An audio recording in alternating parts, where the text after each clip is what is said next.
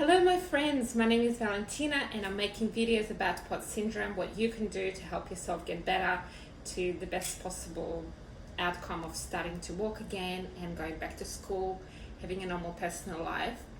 And I've been through it. I've had POTS syndrome for over 10 years. I was so bedbound by POTS syndrome that I couldn't walk. I had to stop school. I was literally in bed for about a year and a half. And so I have recovered to the degree that I'm, walking, standing for long periods of time. And people do ask me frequently, how did you do it? So I make these videos to help you. So let's just get on with it, and I will tell you the solutions that I've found for myself so that that solution can help you. So the number one thing that I have found with people that I've consulted over I consult worldwide. So Americans tend to get POTS a lot because there's a lot of issues with Lyme disease in America. So I'll just be straight up about that. In Australia, I have personally met two people with POTS syndrome who also had Lyme disease, and the official standing here in Australia is that there is no Lyme disease, but still I meet people with Lyme disease. Does that make sense to you? It's like they have actual blood test proof that they have Lyme disease, and yet even with that, the neurologist is telling them no, it's like, or something is wrong with their test, and so nothing is wrong with their test. People here actually do have Lyme disease. I know this because I had Lyme disease. So anyways, what I have decided to do for the patients that consulted with me is I have this massive list in Excel, and there are more than 60 questions there, and they ask for questions that are related to infections, bacteria and viruses, mold toxicity, food intolerances, and digestive tract issues. So when people say, oh my God, you have POTS syndrome, so honestly, we can get you on disability now, we can get you a wheelchair, we can help you shop, and you're poor little thing. That is not the way to talk to a POTS syndrome patient. The way I talk to them is, wait a minute, how did you even get that? Okay, is it just genetic, or is it genetic plus infections, plus viruses, and plus mold toxicity, and plus food intolerances, and plus heavy metals? Or is it just something there is a variation of a dysautonomia that you just get it because it's just purely genetic and there's just literally nothing else? Or some people have an actual MRI issue, that's why they get, they have a physical problem, right? And that's why they get POTS syndrome. But I want you to be in full control of these things and find out exactly what made you have POTS syndrome. Are you we're together, in the same page? Just yell at the screen and say, yes, I am, because I want to actually talk to you being interactive. Okay, so the biggest problem I'm seeing, and this is something that people thank me for so much, is I open their eyes to the possibility that the doctors they've seen for the past 20 visits have been wrong. So you see, us as people, we're thinking, oh my God, so I go to this doctor and he has to get it right. He can't be wrong because he's so important. And that's not true. There used to be doctors years ago, not so far ago, 50 years ago, who were saying, go home and have a smoke because that's really good for you. And I'm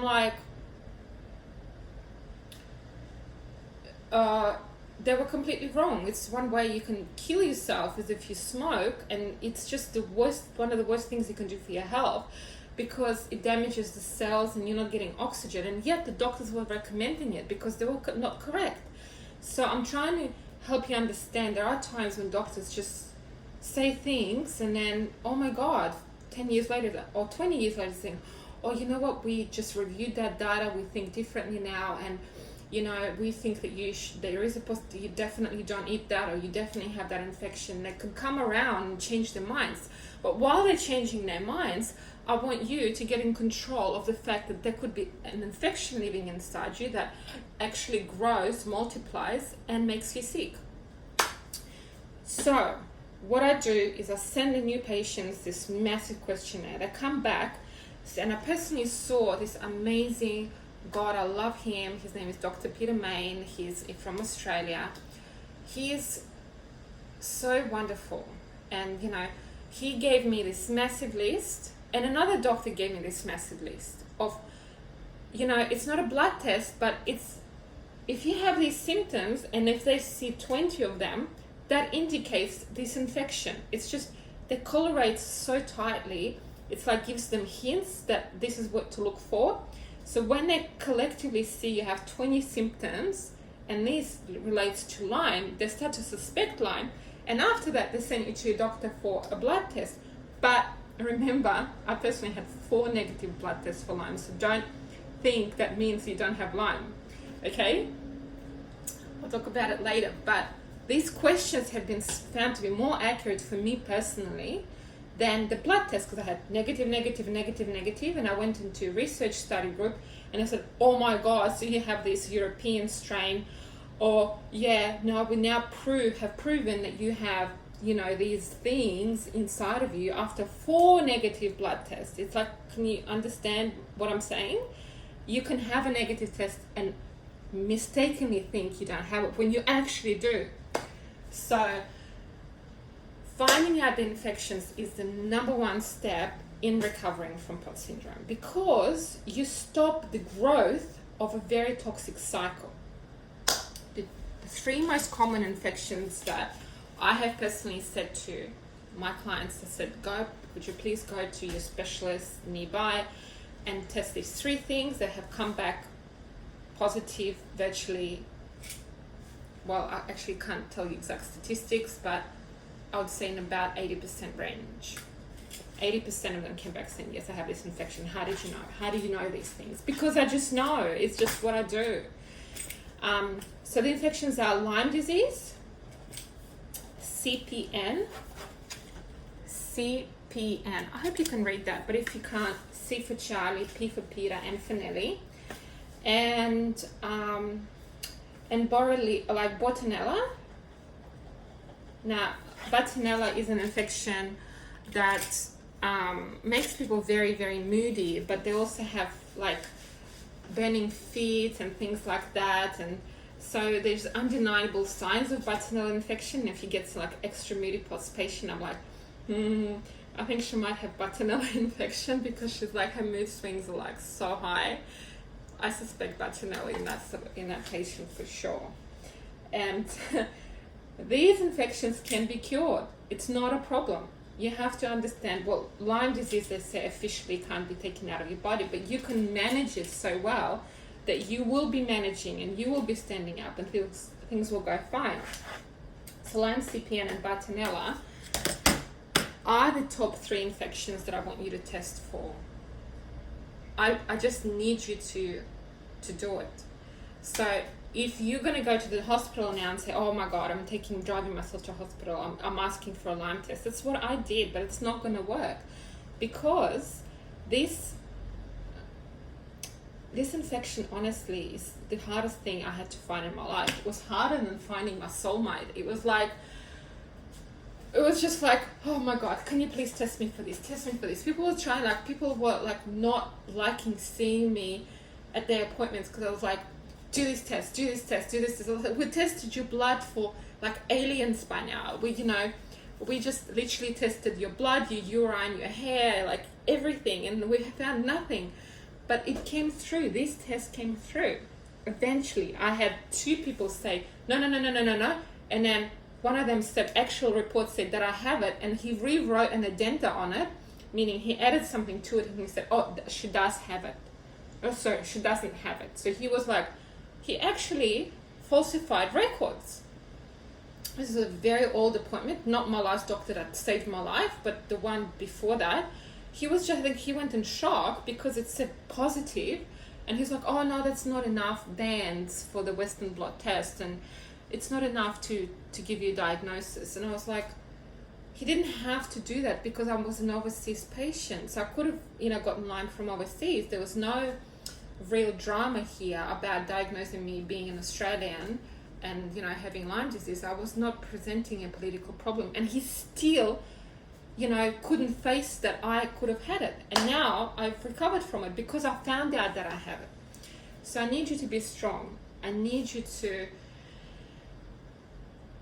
make an appointment with me, and we need to go down the memory lane about where you lived, what animals you touched, who you've slept with, who your mother and your father is, if you've gotten some sort of infections from possibly a partner. Because I have had people come back with things that they have caught from their partners, nothing like massive like HIV or anything, but there are some infections you can get sexually. And so I ask my patients to literally test for all possible infections I can think of. Does that make sense to you? So I don't want to make long videos. My videos will be maxed 15 minutes, and I want you to write down your comments below with the questions that you want answered. How much are the tests? The tests are, the cheapest would be maybe around $350 US for a nice test.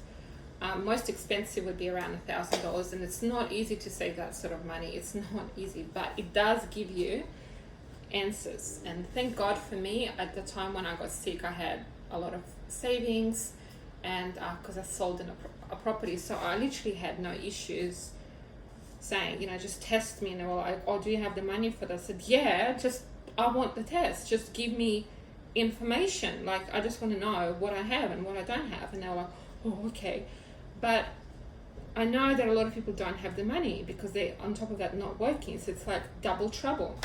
So with things like that, there are two options that you have. If you don't have the money for $1,000 or $350 test, you can have a biological scan of your intestines through a rifing electronic signal system, which I also own at my house. I don't have it here because I'm not at my house. But that is an experimental device.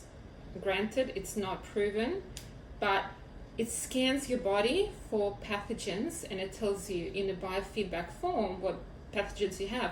With me personally, it came back as Lyme disease. So I trust it because I know that I have it, but it's not active and I'm not suffering from it, but I have it, and I had to know that in order to treat it. And this is the same going to go for you.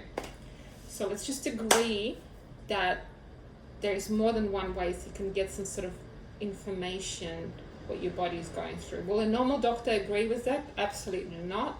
This is not a medical advice to do this sort of test at all. What would be the right advice for you? And I'm a qualified social scientist, and I'm a counselor, fully qualified. And my advice for you is, I don't give any psychological advice ever, because I don't actually even believe in psychology, but I do believe in giving people sound, everyday, normal advice. And that advice is, go to the doctor and get correct tests from the right doctor. Makes sense? So with POTS patients, the correct doctor would be a Lyme disease specialist, which is a LLMD, Lyme literate medical doctor, and they are so rare. In Sydney, we only have 3 or 4, and like there are thousands of people, 3 or 4 people, thousands of people that want to be treated, and 3 or 4 doctors. So they're like, these are the most special people like we have in our community that we like, please help us. And they are expensive. Some of them charge $350 an hour, some of them charge $600 an hour. Some of these people are bulk bill, which means they don't even charge money because they know people don't have money when they're chronically ill. But these people, their knowledge, not the money, but their knowledge can help you because they know how to find an infection, and they will find it for you. Is it possible that the hospital will diagnose you? Absolutely, it is possible, but for me, it didn't happen. So I don't want you to just think, I don't want you to get disappointed if the hospital says you don't have it, but you honestly in your heart think that there's something infection going on. And I know that you would know that. So if you know that, then you need to basically get your strength up and find the answer. You need to find the answer. If you book an appointment with me, I will Google and find a doctor near you if I could help you get one. If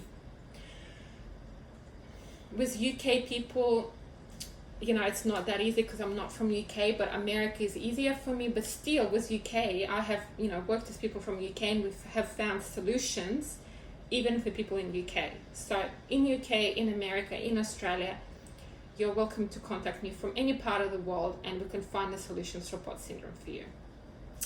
So thank you for listening. Hope you have a great day, and please be sure to subscribe to this channel. Thumbs up, and I'll talk to you soon.